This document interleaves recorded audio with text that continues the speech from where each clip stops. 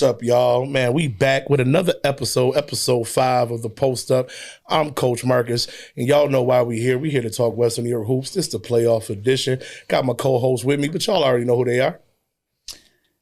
I'm Coach Stevie, and happy to be back for episode 5. Playoffs right around the corner, sectional play right around the corner. So a lot of good conversation to be had today, and excited to get into it. It's Coach Quest again. As everybody said, excited to be here.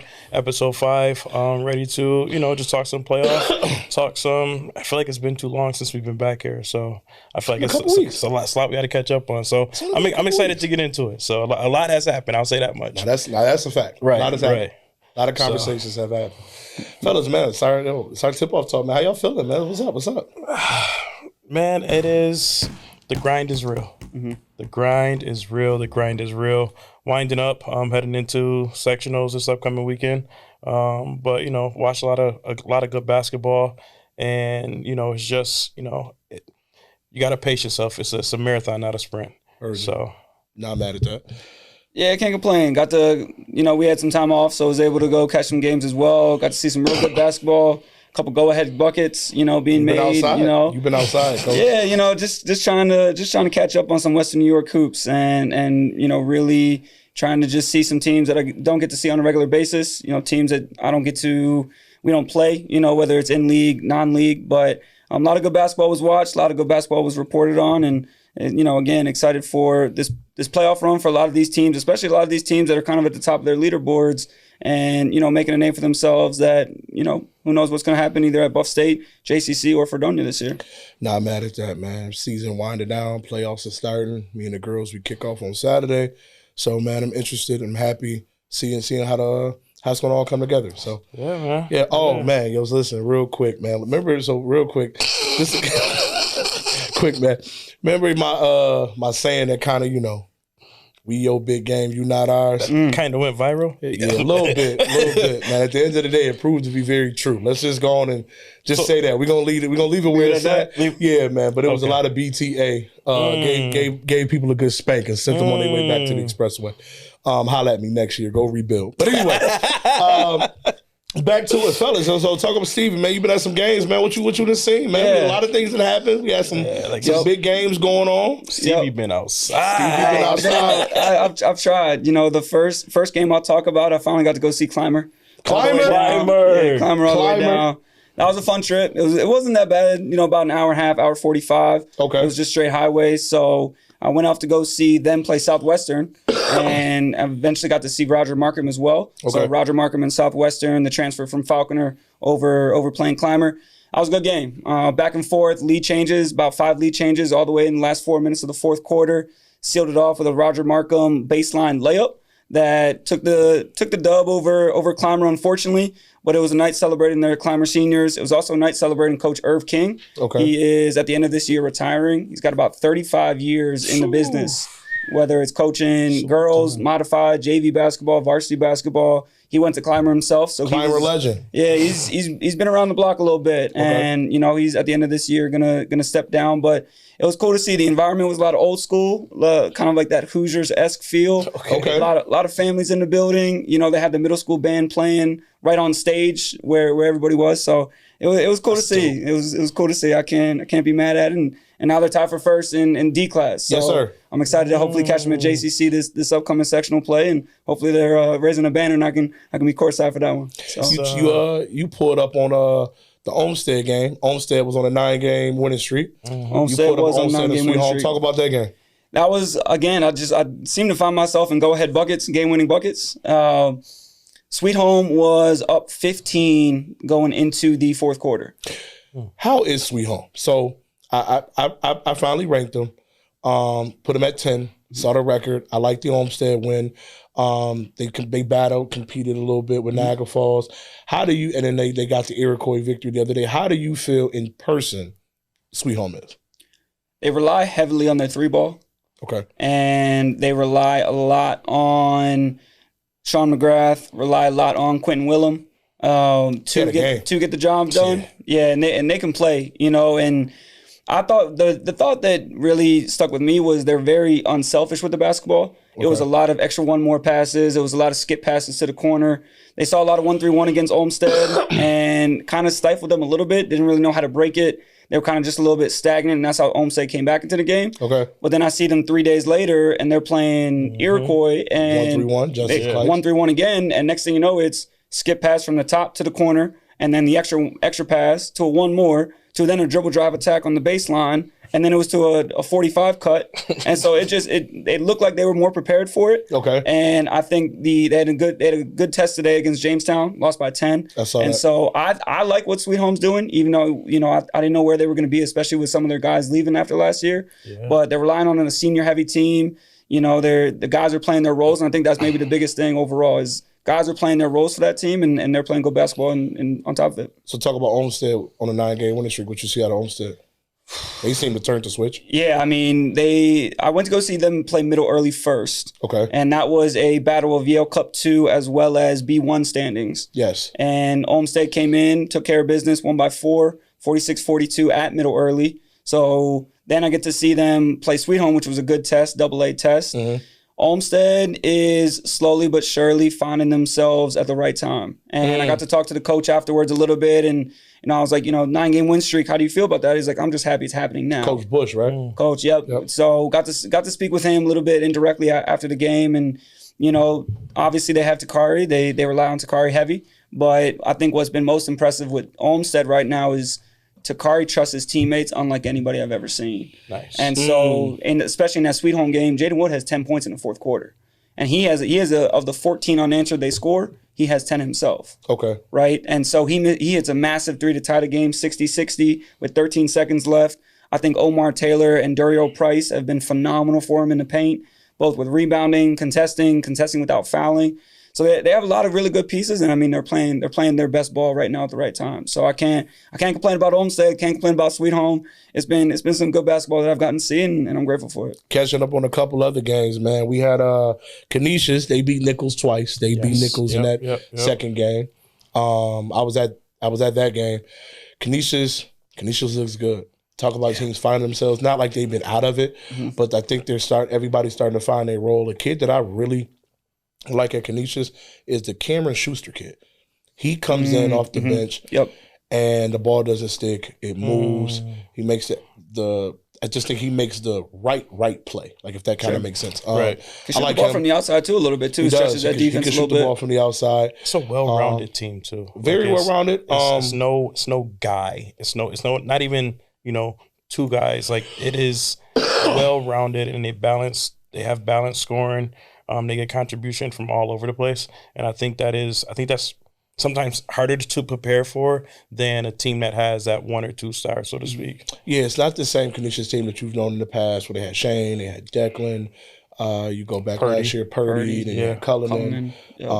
This year, you can get a game from Jack. You can get a game from Elijah. You can get a game from Christian TJ Gill. Askew. You can get a game from TJ Askew. Watched them play time the other day. The guard, oh my gosh, the defensive guard. Darnell had a game offensively. So everybody can eat, right? So when you have that and the husband trusts his guys, he plays everybody. So they picked up a big win over Nichols. They also beat Mary's. I was at that game. Okay. Because I wanted to see when they played the first time how that was going to be. Mary's really came out and competed well. They went to a 3-2 zone. I want to say it was a 3-2 zone. Okay. Jesus Christ, I had to look at my notes. I want to say it was a 3-2 zone. They went to a zone. And it kind of stifled Canisius at first, but per usual, husband got to look at it in the first half, made second half adjustments. They came out, they changed the game. I think if Mary's could have not got down early and held on to the zone into the second half, I think they pulled that first game out. Sabuski at the top or the bottom of the zone? He was at the top of the zone. So it was interesting to see. I'm very interested to see what the playoffs look like. Not everybody played everybody twice. You kind of got a better idea. Yeah. And in Montgomery Martin, they all play each other. So it's not like it's in sectionals you could play in your league, and then all of a sudden you playing somebody totally different. You don't right. You don't have never even thought about before. Yep. Right. So that's going to be interesting to see the adjustments. And then we got to talk about Canisius Joes. That game was crazy. Yeah. That game was crazy. At the news there. The news was there. And, Canisius handled the game I had a game, so I couldn't watch it. Went home, cut it on, watched the game. Canisius handled throughout, and then that G4 went crazy in the third quarter. Even after picking up a couple early ones too. That second quarter he had to sit for the most part, and then came in with this new vengeance or something. And shout out to him too. JJ got that late steal, late in the fourth. So they went up one. JJ get the steal on TJ, lay it up. They go up, and then Cullinan. They run the play. Cullinan comes up, catches it. Looks like they about to go dribble handoff action to Chris Gill. They rejected well. Cullinan drives, baseline, shoulder bump, fade. Game time. Crazy. Big shot. Yeah. And they scored in the court too. Huh? Yeah, then they scored in the court too. It's also like for me, from a fan standpoint, that's always just cool to see. Oh yeah. And they rushed. I felt bad for the Jones court. kids that had to kind of like get through it, navigate it. Yeah. So that was good to see. So yeah, then you had can't forget about Health beating Canisius. Yes, that happened while we were away. Yeah. I'm not gonna lie, I expected Canisius to show a little better than that. But Health was that backcourt is something. That backcourt, that backcourt different. I can't lie. And I've had this. I saw them at that game, and then I also saw them versus Bennett at Villa when Naj Young got his 1K. Okay. And just like. That's another team where, yes, like you have your two guards who, in Nas and Amir who, dictate the pace and the control, but they also have a trust factor in their teammates. And somebody who like literally changes the game from a different standpoint is Angel Pedro. That kid, like he found his role. Yes. And he not only just found it, but he's accepted it. He's accepted it and he's excelled at it. Fire. And he knows. And the crazy part is, early in the game, they went to a zone. They were playing a 3-2, Bennett was, and they kept finding Angel. I think Angel had in the first quarter had 10 points in the first quarter. But some of it came from, driving, drop down to Angel, but a lot of it also came from the offensive rebounds from Angel. But blocking shots, walling up without fouling, like we talk about. And he is, like we said, like somebody that just has found their role, accepted it, embraced it, and is thriving in it over at Health right now. Speaking up with Health, keeping going with that big game this Friday. Big game this Friday. Health. I think big is an understatement, actually. Yeah, this is a massive game, I think, for the Buffalo in general. I want to say you had a large part in this, sir, of making this happen. Listen. I'm for the people. We the voice. I hear you. Yeah, we the voice. We the voice. That post went up. The comments started going. People started finding dates that was available. Both teams was looking for a game. Coach's Corner posted it. I want to say within 24 to 36 hours. Hey man, shout out to everybody that work out behind the scenes that rock with us and rock with what we do, and understand that it is no malice in it. It's just wanted to highlight the area, highlight some of the highlight players that we got, bring attention to it. I've literally had people comment, say they flying in from out of town, they're coming to see this game. Who is these kids? Are they really like that? That's to me what the area needs to highlight and bring. Just more eyes to our guys because again we got your talent. Packed gym too. Get there early. Gonna be packed. Oh yeah, get there early. Yeah, I'm gonna get there. Game starts at 7. Game starts at 7 o'clock. I'll be there at 6. Yeah, because parking is gonna be crazy. Not ideal. So get there early if you're going to that game. Don't forget the media passes touchdown. So we good. Listen, we good. I still got to find somewhere to park though. I'm parking all the way across the village. Shout out to Coach Ty and everybody over at Health, man. They rock out. The AD shouted us out. The principal shouted us out on Facebook. Nice. And said appreciate everything that we did behind the scenes. Love those guys. Big game. Get to see 2 Player of the Year candidates line up and go head to head. For sure. So I think that'd be dope, man. Speaking of the Player of the Year, let's shift a little bit to that, right? I put up another graphic that kind of I didn't know it was going to do all that. Sure. Man. Kind of went crazy. Sure. Lit the people on fire. Again, love it. Got people dialogue. I had people that actually pulled up to go watch Justice and Iroquois play because most people don't know the numbers, right? Fair. So when you highlight those candidates, again, that's me highlighting the guys that I feel are having really good seasons individually, and they're having some team success. And again, off that list, I still miss guys like Kevion Tell over at Dunkirk. Yes. Aiden Newman at Wilson. Aiden Newman over there at Wilson. I forgot, I always botch his name. Will Sabluski over at St. St. Mary's. Like those guys are having good seasons as well. Like so, it's a lot of guys hooping, and I just want to highlight them. Right? People was taking, some people took it out of context. Oh, you pick? No, listen. In the Heisman and the MVP race, Somebody always goes. there's always a bunch of people that's listed as the candidates of potential. Only one can be chosen, right? So we'll get to that. But at the end of the day, you wanted to highlight specifically those guys, and I think that those guys are having really, really good seasons. It'd be interesting to see what happens. Yeah. So when you do that, when you do your player of the year, does it stop at regular season? Are you taking playoffs into consideration? But also, is it like the same criteria that you use for your rankings when you select your player of the year? Very similar, and yes, I take in playoffs. Playoffs matters. You know what I'm saying? I know a lot of the league play and stuff like that. A lot of that stuff is done pre-postseason. I like to see. That's where the best bump is. Yeah, I like to see, because especially for guys in smaller schools, right? Say you're in a smaller school and you go win states. That matters. That matters. That boosts you up, because now it's not just, well, you beat everybody locally. No, you top dog in the state. So I take states into consideration. I take playoffs into consideration. All of those things matter. And yeah, so we're looking at your numbers. We're looking at your team record. We're looking at your impact. We're looking at your strength of schedule. We're looking at how you perform in those big games, right? Because you can lose, but you performed, right? Because maybe you're just maybe you're at an A school and you're playing a AAA school and you don't have the talent around you to support you winning that game, but you got yours off. You was able to show that you can run with everybody else. So all of that stuff is taken into consideration. You know what I did notice, what stood out to me, is of your 6 candidates, 3 of them come from one particular division. What division? The NFL. Which means Niagara Frontier League. You know, so Charlie, Lockport, Harlem, Ken West. Speaking of which, Charlie numbers were actually wrong on the list because the coach didn't update it after. Charlie's averaging 30 and 10. 30 and 10. Yeah. So Charlie's actually 30 and 10. With a triple team or a double team every single possession down the floor. Game. But that's, you know. So Charlie, Dane, Harlem, and Dane. Yeah. All from NFL. So, and I think speaking to... So that was 6 of your games?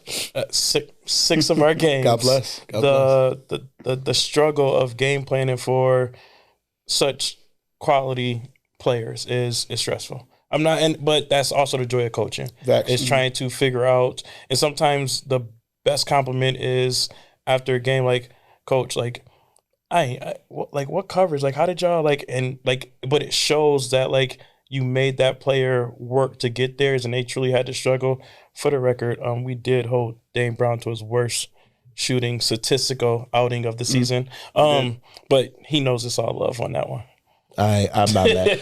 I ain't mad at that. But while we talking about player of the year and all that, you know where you can find out who's going to be the coach's corner player of the year? Where is that? You can find that at the honors. We are now, fellas, we doing honors. You know what I'm saying? We doing honors. We're hosting our own award show, man. We got a red carpet award show that's coming on out. It is called The Honors. Coach's Corner presents The Honors. It's happening April 4th at the Foundry, 2 p.m. So 2 p.m. at the Foundry. Go online. You can find us at coachescorner.com. You can also, here's the flyer. Just check out the flyer. Be in attendance. Tickets will go on sale soon, but stay tuned. Announcements are continuing to come out. Always. We the voice, and we love y'all. So that's going to be dope. Some big things on the horizon. I'm excited. Man, we working. So excited. We working. I'm super excited about the honors.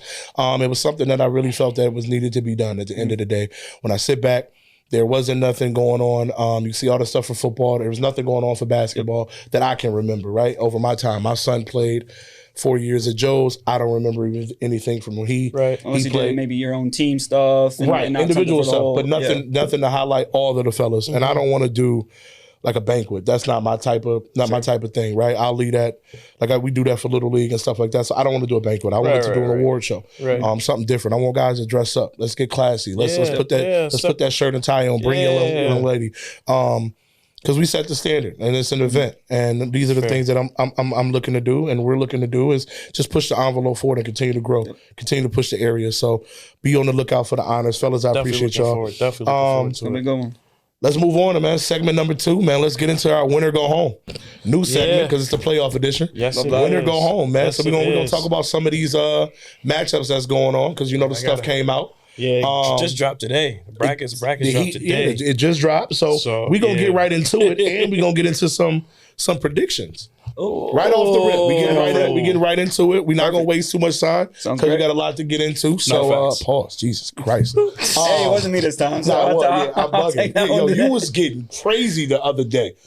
Oh my God, Coach Stevie was bugging.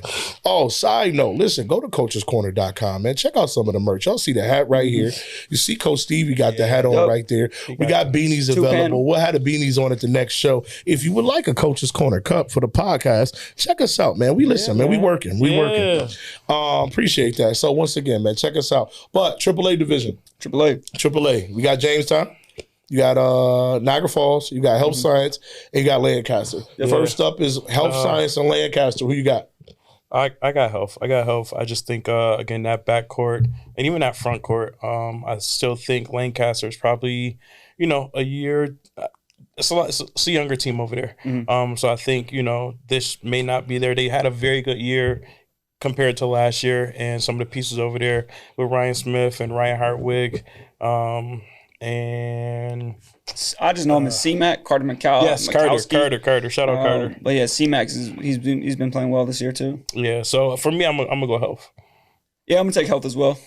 Same. I got Health Science. I think that's no disrespect to Lancaster, but I just think that Health Science is just there on a bus off. Yeah. We got Jamestown, Niagara Falls. That one is tough. I'm gonna take Jamestown. I picked Jamestown episode 1. Don't seem like it was too tough for Coach Stevie. But go ahead. Yeah, I went back to episode 1. Took a look at my predictions from episode 1 when we did our Climber. Climber actually wasn't my initial pick in D class. It was actually Forestville. It was. But Climber was my overall sleeper. It was. And so now I am shifting to Climber winning. But we'll get there. We'll get there. But I picked Jamestown to win it. Episode 1. I think I like what I saw after their kind of early games. Couple bumps in the road, but they've been playing really well. And shout out Dom Gonzalez, just got his 1K ball. He did. And so I think between him, Elijah Farmer, I think Gavin Johnson's coming into his own. Yeah, he's playing really well. So I'm gonna take Jamestown in that one. And then I already said it, but I think I got Jamestown over Health Science for the AAA championship. Jesus. I think I've seen Jamestown, I've seen Niagara Falls. I think it'll be a good test for the Falls, but I think Jamestown's experience, I think, will be one that makes them be successful and get the win. So I'm gonna go Jamestown in that one too. I'm gonna take Falls, and I think because Carlos's schedule will prepare them for those moments. So I'm gonna take the Falls. Yeah. Coach Stevie, you already took Jamestown over Health. Yep. You got, and for you say Jamestown. You got Jamestown or Health. I still got Health. I still got Health. So with the Falls and Health, I'm torn, right? Because as I got corrected, because we did our keep 3, cut 5 last time, rivalries. And you brought up Health and the Falls being a rivalry. And somebody reached out to me to say it's only a rivalry if you've ever lost. Ooh. Wow. And what I didn't know. Respectable. I had no clue. Los has never lost a tie. So, but I think this is the year. So I'm going to take Health Science. Okay. But that's, again, shout out to people that watch the show, but they reached out respectfully to say, hey, don't make things a rivalry, and we've never lost. Facts. So. Love it. Again, it wasn't Coach Lowe's, but I'm fan just fan interaction. That's but what we want, though. those are comments, and I had no clue with that one. So that's the AAA. You got the AA pulled up? Yeah, AA. We're gonna go round by round because some of these. Okay, we'll go West Seneca and Buffalo Culinary. I like West Seneca. West Seneca West. Yeah, West Seneca West. I like West Seneca West. I believe they are on an independent schedule this year, and so they've kind of created a non-league matchups, league matchups, quote unquote, to get them prepared. And I think they just played East Aurora recently. Had a tough game against East Aurora, close game. So I'll take West Seneca West on that one. I'm gonna take West Seneca West. Yeah. West Seneca West is gonna be really good next year. Just to be honest, it's just people need to be on the lookout I now. believe they're going back in the ECIC. I saw that they may be going back in ECIC starting next year as well. They're gonna be a really good team next year. I tell you that. They're up and coming. I'm gonna go with Seneca West, and again, Buffalo Culinary is 0-19. Yeah. So, I Amherst, respect them not opting out though, fair. Yes. Very. because I hate the teams that opt out. Not gonna mention them, but Yes. I can't stand when coaches opt out. Win or lose, give the kids that extra game. Do It's it. playoffs too. playoffs, man. You never know what's gonna happen. So- you can get hot, you know. So shout out to them for play being 0-19 and still lining it quarters, up, but- figuring it out. Amherst and iPrep. Amherst. Amherst. Amherst. I think Amherst's record doesn't do them justice. Agreed. I think that coaching staff over there just knows how to play That's a fact. and know how to coach in the playoffs. It's just a different mindset. It's a different beast.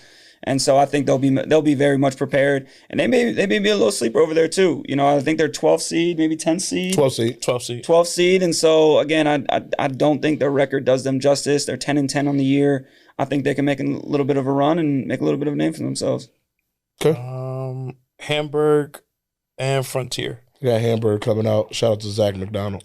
Hamburg. Yeah, I'm gonna go Hamburg. I like Hamburg a lot right now. My bad. Clarence and Wheatfield. Clarence, I think Clarence got the size. I like Clarence. The size from just the sheer point of the size. I agree. I got Clarence. I'm gonna go with Wheatfield. Okay. I NFL think bias a little bit. maybe, First upset. maybe. But I think Jazeer Gibson and Colton Becker have played really well down the stretch for that team. Kind of been their energy and, their battery pack, so to speak. So I like Wheatfield going in, getting the upset, going on the road, and potentially, making a run themselves. West Seneca West and Will East. Shout out to Will East. I got Will East. Yeah, I got I think- take Will East. Yeah, I got to go Will East there. Amherst and Ken West. Ken West. Yeah, I'm gonna go Ken West. Ken West. So we have Hamburg and North Tonawanda. North Tonawanda. North Tonawanda. I think they battle tested. I like I North agree. Tonawanda going in. I agree. So Split. So I guess I'll go Stevie, Wheatfield, and McKinley. McKinley. All right. I got McKinley over Clarence. Yeah, same. So Okay, so that means we have Will East playing Orchard Park. OP. OP's taking it all the way for me in this division. I'm just gonna I'll just say it right there. I think OP's playing really good ball, and I think they're top half of the bracket. The teams that they see, that 8-9 realm. I like OP going, and So you got OP winning the whole thing. I got OP winning the AA section. Correct. Okay. Ken West and Lockport line it up. They split in the regular They season. did split. I'm They going split to in the regular go. season. I think Kenmore West just got a little more. I'm gonna go Ken West. So And I'm when gonna go Ken they West. did split, if I'm not mistaken, Harlem didn't play the first quarter, and came off the bench that game. So I'm gonna go Ken West. Yeah, I'm going Ken West. I'll take Lockport in that one. I'll be on the other side on that one. I think Charlie Croft and I think Sam Bowman, their second leading scorer, is gonna take care of business. We got NT and Sweet Home. North Tonawanda. I think the size of North Tonawanda Yeah. is successful versus Sweet Home. Uh-oh. I'm just thinking about matchups because I got to see Sweet Home twice. Who checks Jack? Who checks Jack, and then who checks Blake Suter? That's why I got North Tonawanda. North Tonawanda. Yeah, we'll go North Tonawanda. McKinley, Will North. This Will should be a good North. I one. told y'all that was my sleeper pick. Yeah, Will North And for Will sure. North is battle tested. I think a little bit more than McKinley. I also got some size too that I don't think McKinley has. McKinley, which is crazy because McKinley typically has Yep. the taller, athletic player. It's a different year. Shout out to Meyer, shout out to Cardell, Ant Anthony Moore over there. Yep. But I think Will North wins that game. Yep. Yeah, I'm gonna go Will North as well. So now we have OP and 2 out of 3. So OP versus Ken West. OP. Yeah. And then we have NT versus Will North. Ooh. That's gonna be a good It's one. gonna be a very physical game. I'm still gonna go Will North. They played earlier. They played, I want to say, about a week ago. North Tonawanda went out to Will North. They ended up losing that game. Yes, they did. Did he make enough adjustments? But I think Will North matches size-wise, and I think they have just a little bit better of the guard play to get them over the hump. So I'm going to go Will North on that one as well. And now we got Will North OP. Yes. See, this is tough for you because you picked OP at the beginning of the episode 1. You picked OP as like we all picked OP. Actually, we all said we're stamping OP. So are we now? I'm staying with OP. So it's OP and then my sleeper pick. I win either way. You really do.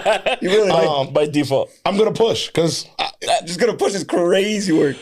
Ocean Park. Okay. All right. Ocean Okay. Park. Thank you. I'm gonna go OP. Ocean Park. I'm gonna go Okay. OP. Yeah. The one time I did see them, it was a tough outing. They played Jamestown, and Jamestown was just on fire that day. They had no match. It was hard for them to keep up with Jamestown that day. So I'm gonna go with OP. All right, we're gonna run through this a little quicker for time. Yeah. So we in section A1. West Seneca, Cheektowaga. West Seneca East, Cheektowaga. I like Cheektowaga. I like Cheektowaga. DJ McClure has been hooping recently. Yeah, I'm gonna take Cheektowaga. Yeah. Will South is Star Point. Will South. I like Will South. Newport, Kennese. I'm gonna go Newport. Shooters on the building. Pioneer, CSAT.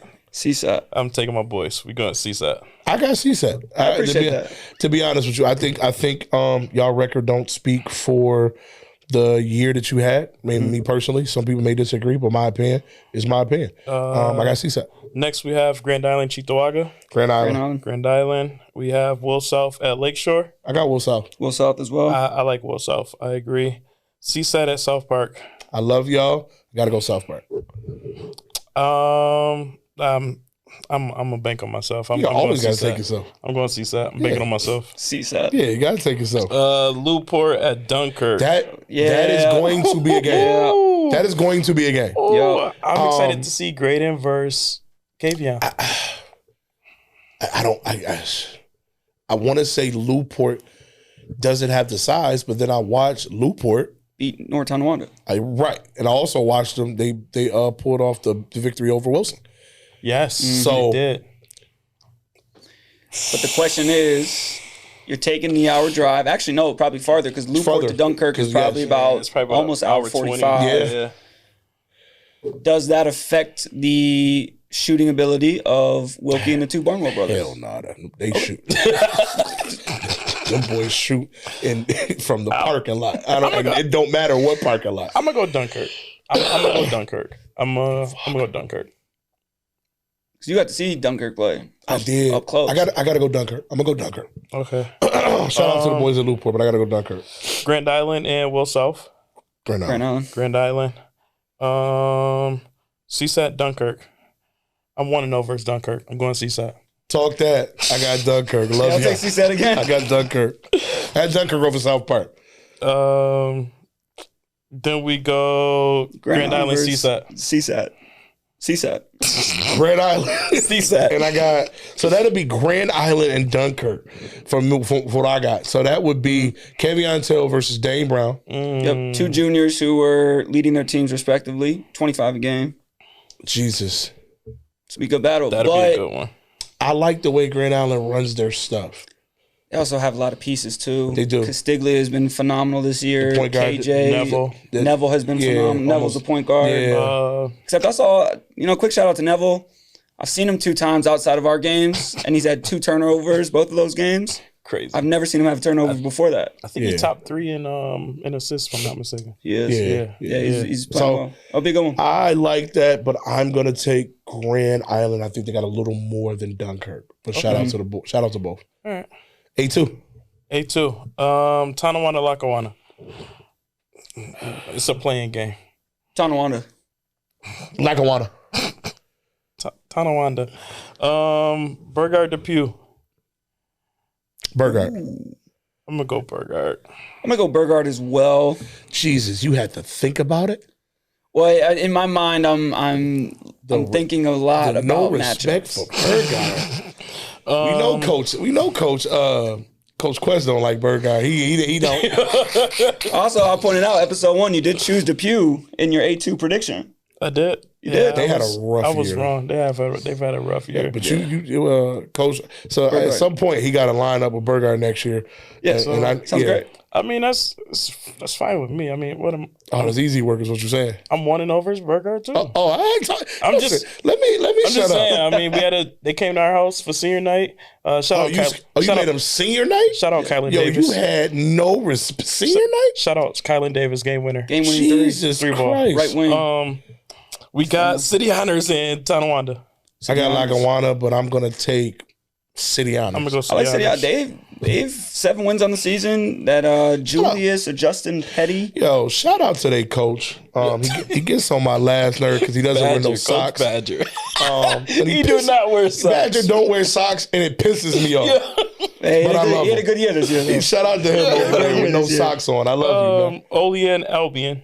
Olean. I'm going Olean Olean. is a sleeper on that one. Yeah, I like Olean a for lot. sure. Shout out to was it Michael Riviera? Yeah, Yes, Michael yeah. Rivera. Rivera. Yeah, Michael Rivera. Buffside Bennett. Buffside. Yeah, I'm gonna go Buffside. Shout out to I like the Dante Parker kid though. Okay. Over All at right. Bennett. I got a chance to see him play Grand They Island. also got a young point guard over He's at gonna Bennett. be okay. I think he's gonna be okay as well. He's They got a young. point guard. He's gonna be okay. He got an older brother. I think the older brother is a little behind a little bit. Yeah, but he's athletic as can be, so I can see the potential. Yeah. But I like the little brother. Excuse me, mispronounced. I think it's Raj Habib, if I'm not mistaken. Siraj. Yeah, I like him. I like him. Yeah, especially against that Grand Island at that Grand Island game, he was shooting it with shooting it with confidence. I like him, but I really like the Dante Parker kid. Super athletic. You mentioned him, I believe, episode 2 in one of the Rising Stars. He just had 26. Yeah, he had like a 30. No, he had like a 30, 32 or something like that. Yeah, and then came back, I think, versus Grand Island probably. I think he was around 15 to 17 as well. But again, it's just he had to do. He also. Credit to him, he also had to guard Dave Brown. Yeah, so he had to do a lot defensively. Also did a lot offensively. He did a good job. I'll leave that there with Bennett because I'm gonna go Buffside. We played them. We played them last night. They got 2 good wings who athletic and can hoop. So I'm gonna go Buffside. So we got Burgard Iroquois. Iroquois, I guess. I got my own. Never mind. Gotcha. City Honors, Fredonia. Fredonia. Got to see them match up. Yeah. Olean, Maryville. That's going to be a good one, too. Because Maryville also just put up a good stretch of basketball towards the end of the season. I also think I think Olean at 7 in that bracket is a big sleeper. So I do like Olean. Yeah, I like Olean. They just missed it. And then we have East Aurora, Buffside. I'm gonna go Buffside. Yeah. So that gives us Iroquois and Fredonia. I'm going Fredonia. As well. I'm going Fredonia. About it. Shout out to Justice, and TJ Domino, but then we got Olean and Buffside. I'm gonna go Buffside. And it may be recency bias. We just played them yesterday, but I'm gonna go Buffside. I like what they got going on over there. I'm also taking Buffside. I picked them earlier at episode 1, so I'm gonna go back on Buffside. So first Buffside and Fredonia. I'm gonna go Buffside. Yeah, gonna go Buffside. Yeah. Speaking of Buffside, though, shout out Jaleel Flowers. You going Buffside over Fredonia? I gotta take Fredonia. I'm going Fredonia. I gotta go Fredonia. I like the point guard.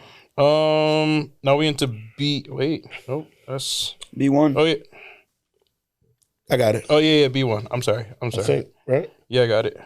We got Riverside and Southwestern. Roger Markham gonna go crazy. Southwestern. I'm going Southwestern. Salamanca, JFK. Salamanca. Springville, Griffin, and Roy Hart. Springville. Griffith. Springville. Then we have Southwestern and Middle Early. Ooh. Middle Early. I like Middle Early. The reason I'm hesitating is I got to see Southwestern play. They do have some size down low. I'm gonna take the upset on that one. I think it's a 1-9 matchup. That would be a 1-9. Yeah, 1-9 matchup. I'll take Southwestern on the upset. Then we got Alden and Medina. Medina. Then we have Salamanca, Olmsted. We have Springville, Griffin, and East Community. Springville Griffith. I'm gonna go Springville, Griffith. We have for us, we have Middle Early versus Medina. And then Stevie, you got Southwestern versus got- Medina. I got Medina. I got Medina too. I think by the time Southwestern meets Medina, it's going to be a lot for them. I'm going to go Medina as well. We have Olmsted, Springville, Griffin. Olmsted. Going Olmsted. Then we have Olmsted versus Medina. Olmsted. Ooh. Olmsted. And TK we trust. I'm going Olmsted. Yeah, you got B2. B2, yep. B2, Clevefield, Allegheny Limestone. Allegheny. Allegheny as well. Then we have Allegheny Limestone Tap. Tap. I'm going to tap the bounce back. MST Newfane. Newfane. Really? Newfane. I like the way they've been playing. And MST has been playing. They're not playing their best ball. They have the potential to wake up, but I'm going to go I did see them now. play McKinley recently. Yeah. And they lost by 30. Yeah, I'm going to go with Newfane. I'll join you on that one. I'll go Newfane as well. I'll go Newfane. Akron Faulkner. Akron. Randolph Eden. Ooh. I'm going to go Randolph. I want to see that Sarai Johnson kid play. I'm taking Eden. Ooh. I'm going to That's take... not easy because listen, Rob Jenko and his brother can coach. I'm going Eden. Fuck. I gotta lean with Randolph, but I wouldn't be surprised if Eden pulls it off. But I gotta go with Randolph. We got Tap Newfane.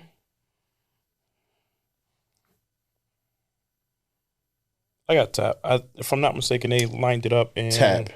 I think Tap won when they lined it up, but that was before they got. That was before they got back healthy. But I'm gonna still take Tap. I'll go Tap.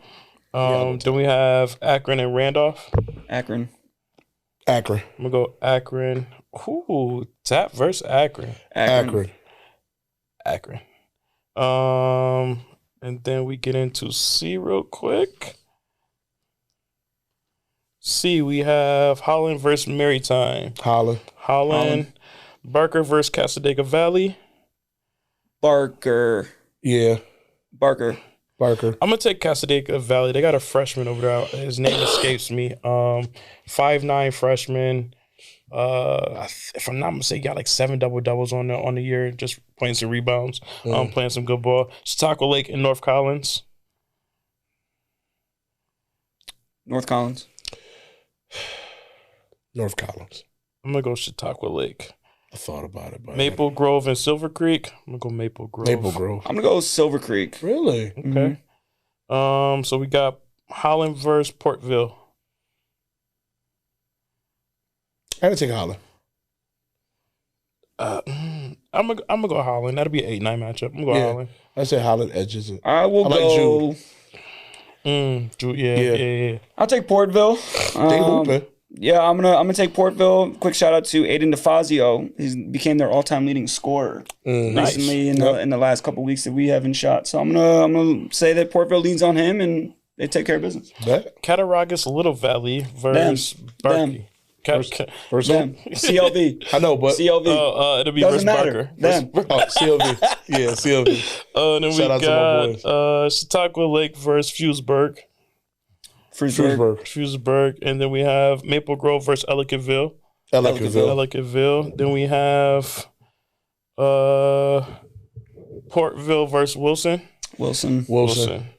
CLV versus Westfield. CLV. Yeah, on the upset. 5-4 matchup? It'll be a 5-4 matchup. Yeah, I got CLV. We got Fewsburg versus Global. Ellicottville versus Gowanda. Ellicottville. Shout out Trellin Warrior, though, over at Gowanda's, having a heck of a season. Got his 1K. Wilson versus Westfield. Wilson. Global versus Ellicottville. I got to say Global. I'm going to take Ellicottville simply on the basis I picked them in the beginning of the year. Facts. And in C section. And so I think I believe they're 6th seed. I like the matchups they have going into that. So I'm going to take Ellicottville. I'm going to take Global. So then we have Global Wilson or Wilson. Ellicottville Wilson for CV. Ellicottville, we trust. So, I got to go Wilson. And then we wrap this up with D. D is interesting. Do we even need the... Oh, okay, we do. Okay. Sherman. Panama and Franklinville. I'm gonna take Panama. I'm gonna go Panama. Yeah. Forest Hill, Pine Valley. Forest Hill. Yeah. Then we have Panama. Climber. You don't even have to finish it. Climber. Climber. It's Climber. Climber. So then we have Forestville versus Sherman. Sherman. So then championship. What is this? March 7th, Stevie in the building, Jamestown Community College. Climber versus Sherman. Climber. Sherman. Love that. Yeah. Love that. Yeah. I mean, I'll say this. They lined it up at the beginning of the year. They split their each team's respective one loss in the league. Facts. Okay. So they're both 11-1. Climber lost to Sherman just recently. Sherman lost to Climber in the beginning of the year. So I think if that does end up being the matchup, which I hope it is, it's going to be good basketball. But I will hopefully be in the building for that one. But I got to shout out the Pirates over there. Bet we'll get to our crossover. We'll have another show in between that, so we'll be good there. Yeah. We'll worry about that when the time comes, and we'll be able to check where we ended up, fellas. That wraps up segment 2. We moving on to a new fan favorite that people like. Man, keep 3, cut 5. Keep 3, cut 5. I believe you said this is the playoff edition. This is the playoff edition. Keep 3, cut 5. Let's go to what matters the most in the playoffs. Ooh.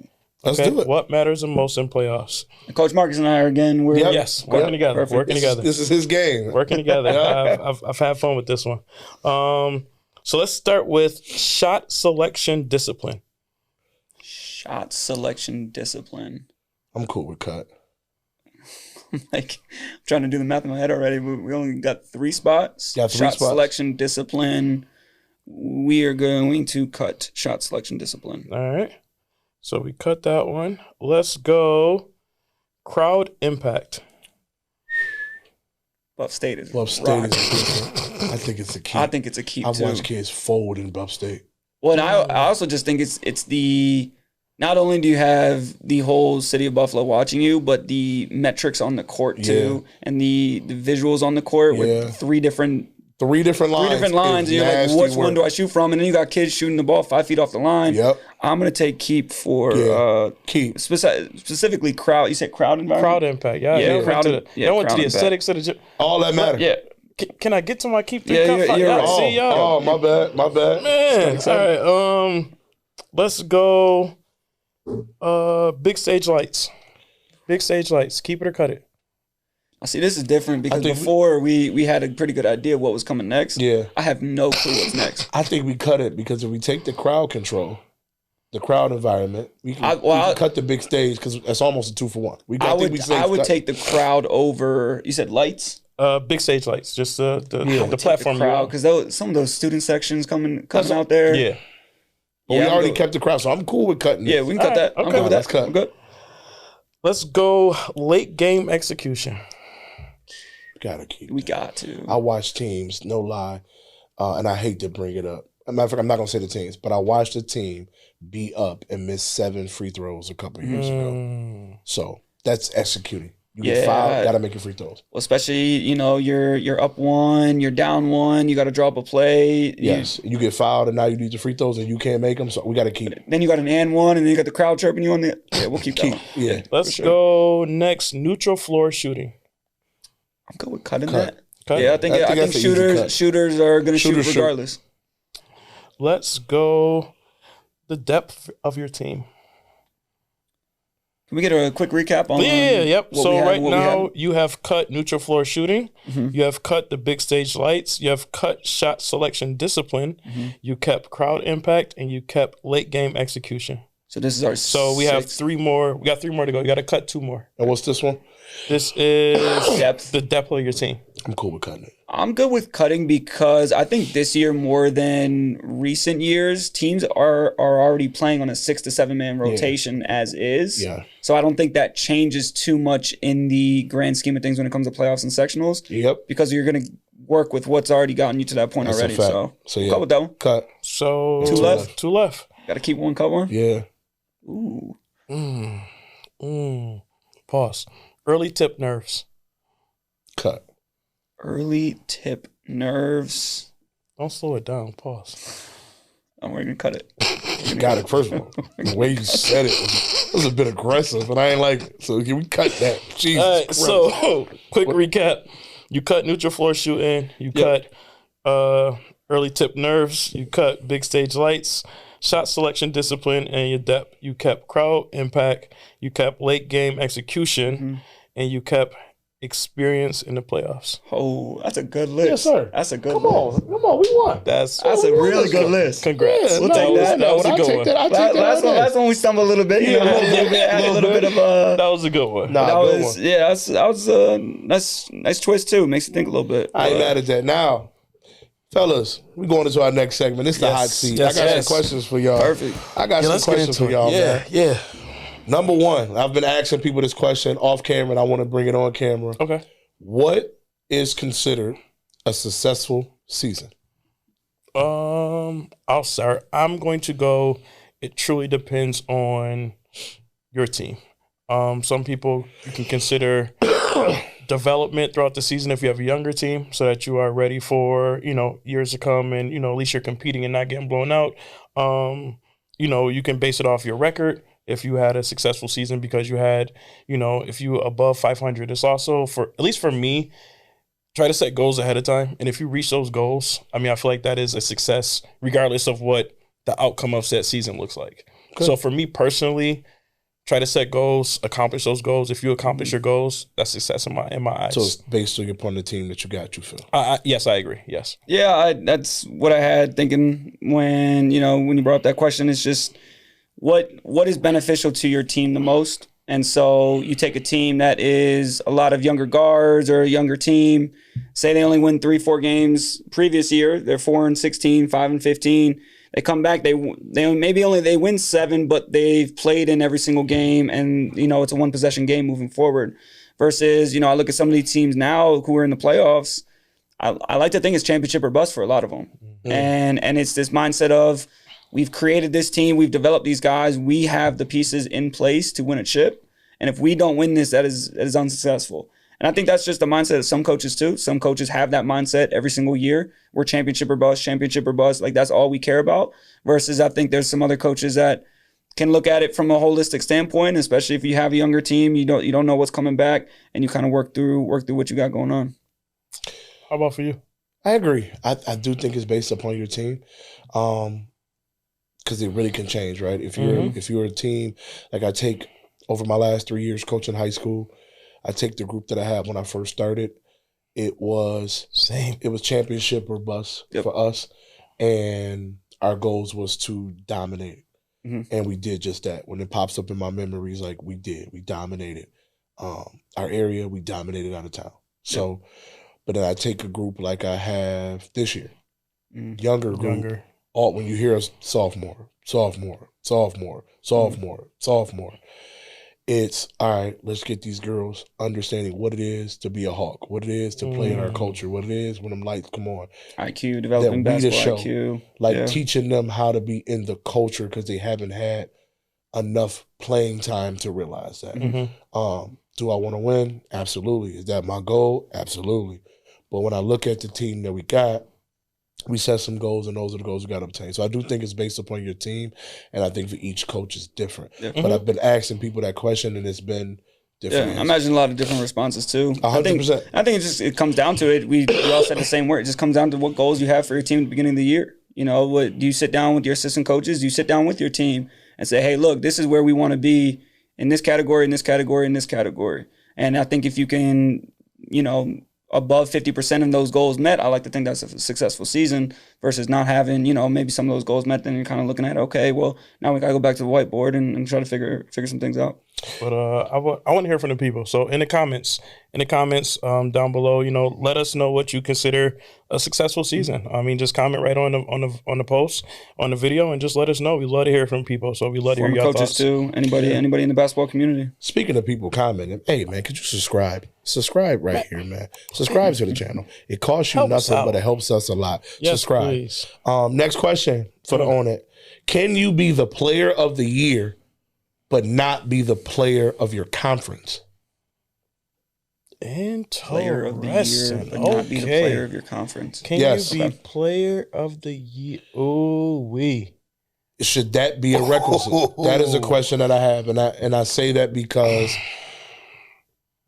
there are certain guys on my potential that I had put on the radar that when it was brought to my attention, they may not be considered the best player in their conference. So here's what is. So what are your thoughts? Here's what I will say. It's one thing when it's coming from one singular voice, but when we do these kind of like, who Coach's Corner Player of the Year will be different from some. So their metrics, their grading on what they may be different from how someone else is grading. So and like even if you do win your conference, but you end up winning Player of the Year, that's because someone in their eyes may have viewed your game differently than what another ranker or another, poll or whatever viewed your game. So yes, you can, I feel like, because it's coming from two different entities. Now, I feel like if Coach's Corner was doing just using us for a particular example, if we were doing, conference by conference, player of that conference, and then did a Player of the Year, then I think, no, you shouldn't be able to win it that way. But because it's coming from different points of view and different people, giving their opinion, then I feel like you could. I'm going to say no. I think Player of the Year in totality is someone who is dominated from the beginning to the end. And no matter the competition, no matter the bump, sectionals, regular season, record, all that in factored into everything, I think the Player of the Year is someone who is regarded as the Player of the Year, I think, in the large scheme of things, whether it's multiple voices, multiple coaches, whatever the case may be. But if you're considered Player of the Year, but then also you're not the best in your conference, the question then becomes, what does that say about your conference then? Right? So I think Player of the Year is someone who's best in their conference. They've dominated from start to finish. They've had a consistent year, and then they're able to show it not only in the regular season when it matters, but also when the lights are the brightest, and we're playing in sectional play, competing for championships as well. Not mad at that. I'm going to withhold just because for time purposes, because I want to do a couple other. What is more valuable in high school basketball, skill development or team install? I'll take this one first. I think skill development is at the highest because you need the skill to be able to go through team install. And so I think having the ability to handle the basketball and maybe even multiple guys handle the basketball, maybe you have a lot of guys that can shoot the ball, right? Skill development is something that we all know it needs to be constantly worked on, whether it's the off season, in season. So I think just skill development as a whole needs to be at the highest level of when it needs to be to make install for your offense that much easier. Coach? Yeah, I'm a agree, and I'm gonna just do it quickly. I agree that I think skill development is more important in a team install. Even for us, for our Wednesdays and Saturday practices, once we get to the second half of our season, those become skill work days. And then we get to our install days for Mondays and Thursdays as we prep for a team. But Wednesday and Saturday become skill work days. We just work on skills within our offense that will make them more successful as we try to run our stuff. But I would say skill. Real quick, I would say skill is very important because you can run all the sets in the world. Yep. If you can't dribble, walk and chew gum. If you can't set a proper screen, your set is blown up. So, dribble handoff. So I'm gonna say skill set. Last one, and then we'll move on to our next. Now this one gets people. Now you guys were all high school coaches. What is a high school coach's job? It's his job to win games, build great young men, develop talent, manage egos, get them into college. What is a high school coach's job? All of the above. All of it. Like you hold so many different hats as a college coach. You are a listening ear. You may have somebody who got something going on. They see somebody to talk to. So they hitting up your phone or they, just need somebody to talk to. You gotta, reach out to colleges, to those kids who want to pursue further college education. You are also at the same time trying to develop those skills. You're trying to, teach the kids some kind of, I don't want to say teach, but you're trying to, model some kind of discipline, some kind of work ethic. So that way that when basketball is over, because a large portion of the kids that walk into our gyms aren't going to play college basketball. So it's almost like what lessons can you, leave them with once they walk out of your doors and graduate and go on to life afterwards. And that's not always on the court. So, you know, just in a sense, teaching them to be, you know, better human beings at the end of the day. So I feel like coaches wear many hats. There is not just one job for a coach, and I will never say it's one job for a coach. Yeah, I think there's a bigger focus, especially being more so an assistant coaching role, is that element of personal development. And so I think, you know, when you join a sport and you play a team sport, whether it's, you know, by yourself, you know, youth, rec, high school, whatever the case may be, sports teach you so many different life lessons, and they may not always be outwardly said, but it's always some underlining message of, okay, you didn't take care of this, so we're going to hold you accountable in this fashion. Or we're going to develop time management skills because we have practice here, we got to be here, we got to be detail-oriented to get to where we need to be. And so in my mind, I think a high school coach, in the grand scheme of things, is creating and developing people to be better once they walk across the stage and once they go off into the real world, because that's where a lot of these life lessons are going to apply. And then to Coach Quest's point about the select few that need the college recruitment, the select few that are going out there, then you're going to do that. But I think at the end of the day, when that player walks across the stage, they get their diploma and they're going off into the real world, did I have an impact on that player, that they're going to be a better human being when they walk when they go out on their own? I agree. I think we wear all of those hats. You come through. My job is to win games. My job is to manage egos. My job is to teach you how to handle peer pressure, how to handle pressure, how to handle your ego, get you into college, make sure I'm having those conversations. So I agree. I just find that interesting because you get a million different responses. And I'm not saying what's right or what's wrong, but I just wanted to start that dialogue and have people start figuring out, you know, because we got a lot of coaches. And it's just some things that when I talk to players that are coming to me, because I got players that come to me that's not my players. Facts, and it's like, Coach, could you get me into college? Coach, could you help me? With such and such. And people can say whatever they want about Coach Marcus. Yes, I've gotten boys in the school. Yes, I've gotten girls in the school. This is just a fact. And they didn't play for me. So I always wonder, and it's like, well, your coach didn't get your film? Nah, I don't even have access to my huddle. Coach, so it's always, and then, you know, you'll talk to coaches and it's like, some will say, you know, that's not my job, that's the parents. And so I always wonder in that sense, what balance of everything. What is a coach's job and how do people view? So just brought that up to try to just figure out how to start that conversation. I think that's important that parents, players, coaches kind of just have that reflect. And even for like myself and Stevie, like we've been over at CSAT for multiple years, 4 years on varsity. We've never had a player go straight from CSAT into college basketball, but we've had players, you know, be able to play soccer, be able to be walk-ons, or be able to have those conversations with coaches. And we would like to think that, you know, some of the lessons that we taught about, you know, hard work, dedication, like putting the grind in and like having to persevere through things ultimately gets you to where you want to be ultimately. So fire. So yeah. Fellas, that wraps up our hot seat. I know it was a different one, but I felt some of those conversations we should have, man. But now on to the fan favorite. Y'all already know what it is. Bucket or brick. So bucket or brick. Bucket or brick. Health Science is the most complete team in Western New York. Most complete team in Western New York. I'm going to go bucket. I'm going to go bucket. I think they have – I'm going to go bucket just for bucket. I like bucket as well. You have a strong backcourt. You also have guys that are playing their roles really well. You have some shooters as well, and you defend. So I think right now – and it's hard to argue that. They have one loss on the season. It was a 1-point loss in Niagara Falls. And that was week 3. Yeah. So. Yeah, I'm going to say bucket.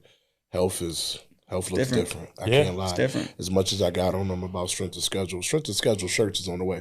But as much as I got on them about strength of schedule, when they line it up against whoever, like they went out to Rochester, played Kip. Got a victory.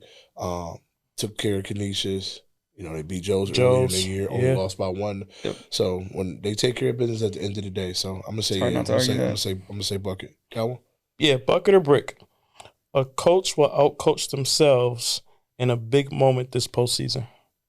Bucket. Yeah, I'm gonna go bucket. Bucket. I'm guilty of it, so I know it happens. I watched it last year. I won't say what game, but I watched it last year. And I think the same coach will do it this year. 100%. I almost would want to stamp it, but out of respect for the coach and his team, Fair. I think he does it again. Yeah. I watched it live and in person, and it was like, oh, you throwing this away. And I knew it's mid-second quarter because I was watching what the other coach was doing, in my opinion. Yep. So Right. I say bucket. Yeah. Bucket as well. I'm gonna go bucket. For me, bucket or brick, first round bye or play right away?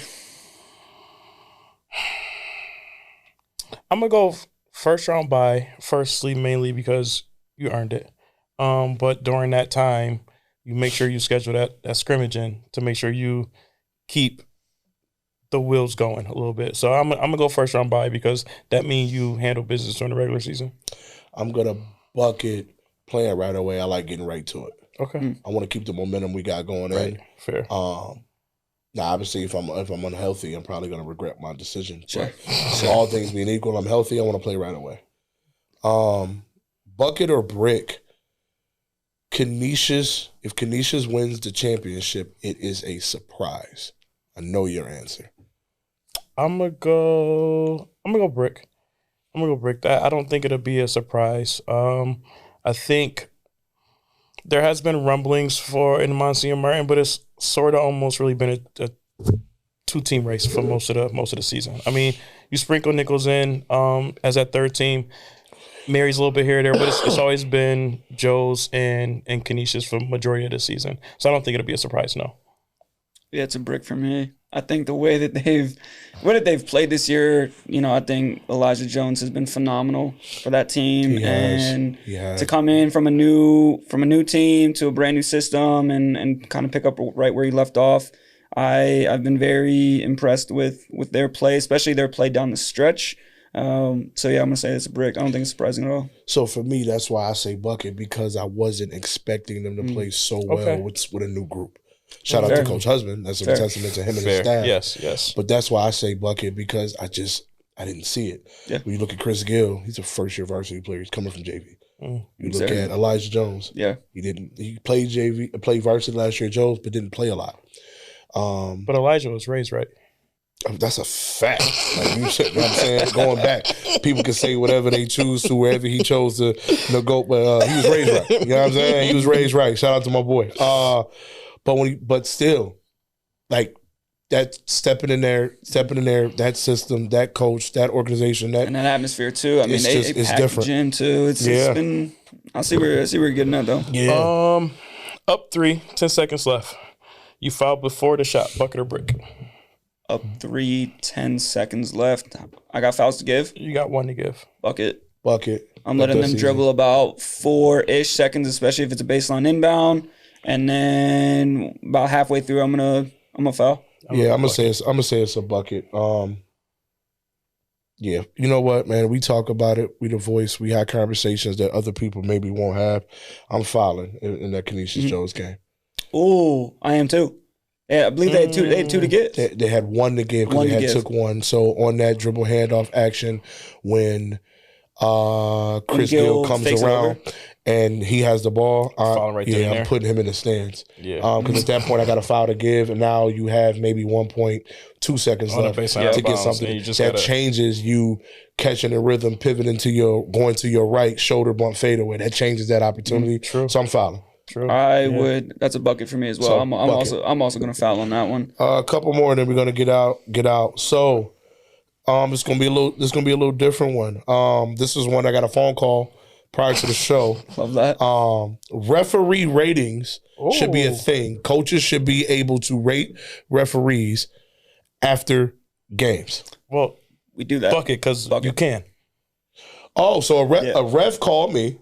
Oh, yeah. And brought this up that referee ratings should be a thing. And he feels referees should be scheduled based upon their referee grade to big games. 100%. So 100%. coaches need to take the rating serious, but at least for Section 6, after every single game, you ask your AD who your refs are, or I ask my AD who my refs are.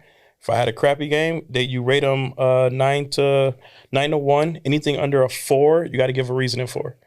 And then on top of that, Section 6, they reach out and say, listen, if it's a certain ref you had issues with and you may not want ref for your game, reach out to the section head and let them like Get out. So Section 6 does where you rate after every single game that we play, we have to rate our refs. Yep. So if somebody that says they do as much research, I gotta dig because I ain't never. Maybe it's a head coach thing because I'm an assistant coach. Fair. Yeah, I haven't. and I only know because he's told me Got you. before. So Yeah. I wasn't And I'm privy to MMA, the not I wasn't Section 6, so I don't privy know to if the that's different. information. But now I also think too, maybe some of those ratings are potentially publicized as well.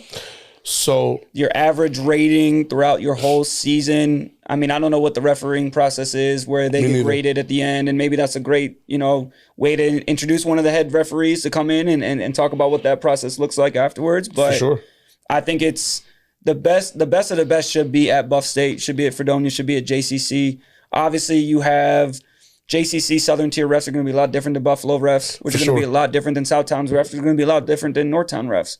But at the end of the day, the best of the best should be in the building, refereeing a fair game to make sure that it is as a good of a game as possible, not only for the players but for the fans, right? For the section in general, for MMA in general. You should have good refs in the building. facts. Coach, y'all got one more. I got one more. Yep. Zone defense is hurting high school basketball. Bucket. Bucket.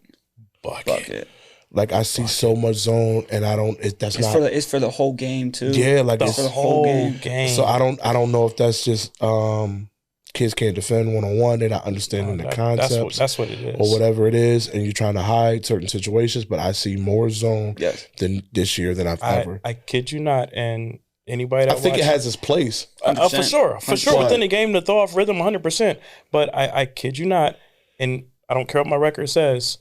We play man, we are hard to stop. When they play us man, they're hard to stop, and then they go zone. And granted, we struggle with just some certain concepts, but like when teams go man, it's hard for certain teams to keep up, and they just can't do it. Yeah, that's tough. So And you're talking about help side rotations, and then you're talking about all this other stuff that it goes into help man defense. That you also have to goes back to your earlier question. You have to take the time to skill develop that.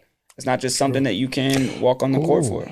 Okay, last one, bucket or brick. You can build culture during the season. I'm gonna go bucket.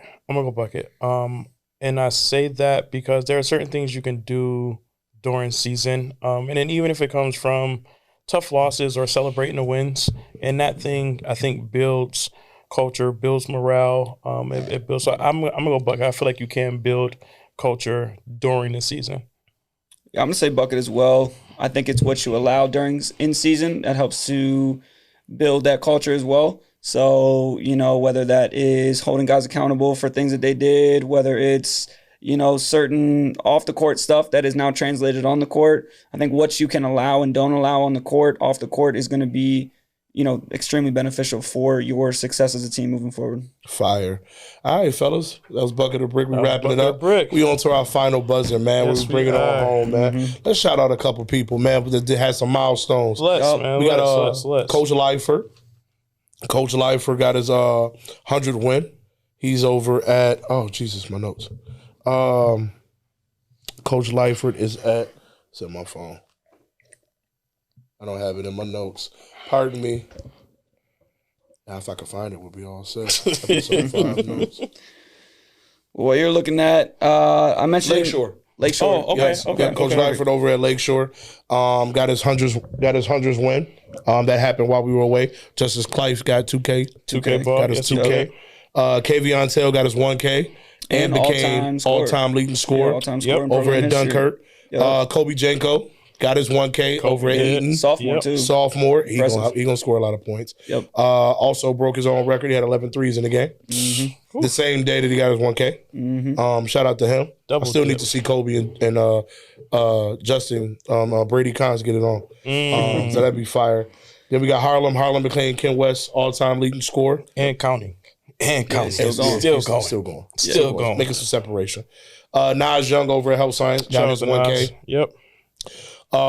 You mentioned earlier Aiden DeFazio, Portville all-time leading scorer, and then we mentioned Buff Psy a little bit earlier too, but Jalil Flowers got his 1K ball as well. Jaleel Flowers got his 1K. 1K ball. Israel Wilson got his 1K over in St. Mary's. Dane Brown got his. Dane Brown got his 1K at Grand Island. Jacob Fernando over at Sherman. Sherman, he got his 1K. We mentioned earlier, Dom got his. Dom Gonzalez over at Jamestown. Dominic Gonzalez just got his 1K. Yep. Franto also had a triple-double the other night, which I think is a big, for me, that's a big milestone because we don't see it. You don't. So I'm gonna shout out You know who's Jacob. leading Western New York in triple-doubles, though? Ooh, I do not. Stevie should know. This is one of his favorite point Oh, guards. it's Koopman. Yeah, it's Koopman. Yeah. Okay. But Jacob had 25, 17, and 10 in a game versus Panama. So that's that's in triple-doubles hard to come by, but 25 and 17, and they throw 10 assists on there. Oh, man. Crazy. And it's people that have like flirted with it and come real close, but to actually like hit it is one thing. So that is dope. Shout out to him. That's facts, man. Anybody we missing? Not off of my notes. Not off my list either. Man, we are missing people. We mentioned a bunch of people. Shout out to Tony over at Empire Electric. Hey, Who's doing shout out everything Tony. he do. Always showing love, always supporting the podcast, always supporting Coach's Corner. Man, what? We got our game of the week. Game of the week. Yeah, sponsored by Wingnuts. You ain't know? Oh, man, that is right.